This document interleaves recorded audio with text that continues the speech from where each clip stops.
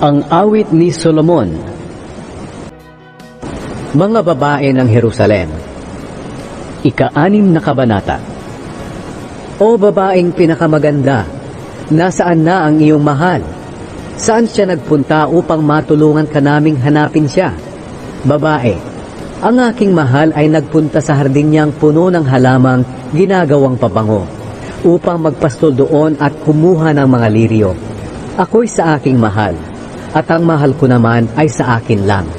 Nagpapastol siya sa gitna ng mga liryo.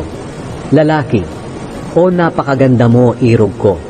Kasing ganda ka ng lungsod ng Tirza, at kabigha-bighani gaya ng Jerusalem. Kamangha-mangha ka gaya ng mga kawan na may dalang mga bandila. Huwag mo akong titigan, dahil hindi ko ito matagalan. Ang buhok mo'y parang kawan ng kambing na pababa sa bundok ng Gilead. Ang mga ngipin mo'y kasimputi ng tupang bagong paligo. Buong buo at maganda ang pagkakahanay nito. Mamula-mula ang noo mong natatakpan ng belo, tulad ng bunga ng pomegranata. Kahit na ako'y may 60 asawang reyna, 80 asawang alipin, at hindi mabilang ng mga dalaga, nag-iisa lang ang aking sinisinta. Tunay na maganda at walang kapintasan.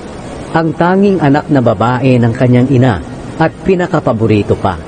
Ang mga babaeng nakakakita sa kanya ay hindi mapigilang purihin siya, kahit na ang mga asawang reyna at asawang alipin ay humahanga sa kanya. Ang sabi nila, sino ba ito na kapag tiningnan ay parang bukang liwayway ang kagandahan?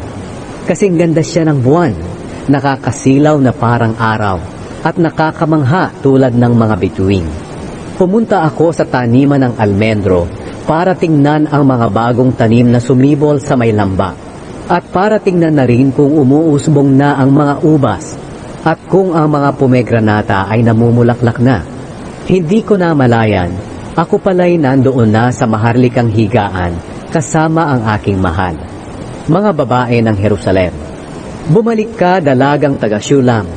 Bumalik ka para makita ka namin. Lalaki, bakit gusto ninyong makita ang dalaga ng Shulam na sumasayaw sa gitna ng mga manunood?